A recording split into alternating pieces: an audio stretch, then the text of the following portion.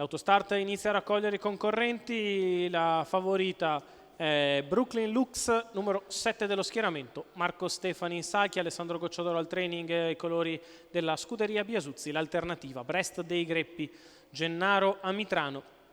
per il team Caramia e alla proprietà Gelormina di Fino. Autostart che accelera,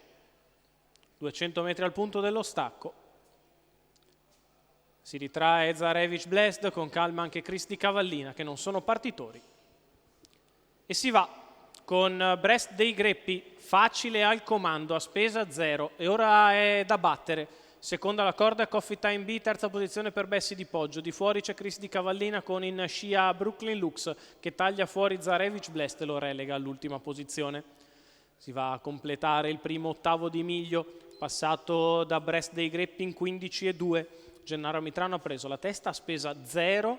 e ora spende ancora meno perché va molto piano, nessuno muove all'esterno, Brooklyn Lux non è una cavalla abituata ad agire allo scoperto e così Brest dei Greppi fa 37 per i primi 400 metri di corsa, che per questa categoria vuol dire andare parecchio piano. Brest dei Greppi al comando. Seconda posizione per Coffetta in B, terza per Bessi di Poggio, Crisi di Cavallina che deve tornare allo scoperto perché nessuno gli offrirà una schiena e allora dovrà sobbarcarsi il solito oneroso percorso esterno. Avanza Cristi Cavallina che si porta al salchi di Coffee Time B, si porta in scia Brooklyn Lux e Zarevic Blessed. Quando siamo a un giro dalla fine, Brest dei Greppi intanto fa 1:1,6 per il primo giro, 39 il secondo quarto di gara.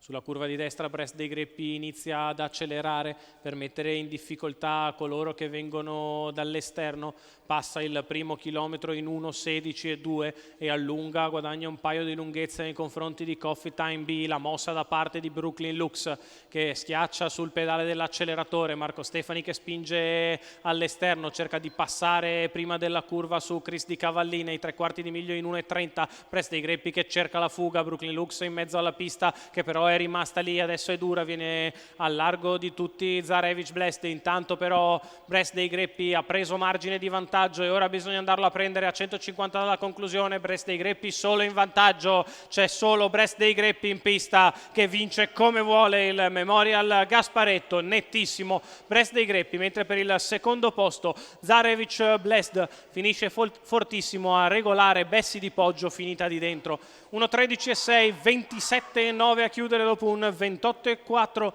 di penultimo parziale. Percorso di testa impeccabile di Brest dei Greppi, Gennaro Amitrano che è in salchi al figlio di Exploacaf della signora Gelormina di Fino, Giuseppe Caramia e Domenico Marinò al training. La vittoria di Brest dei Greppi che sigla il Memorial Vincenzo Gasparetto 2023.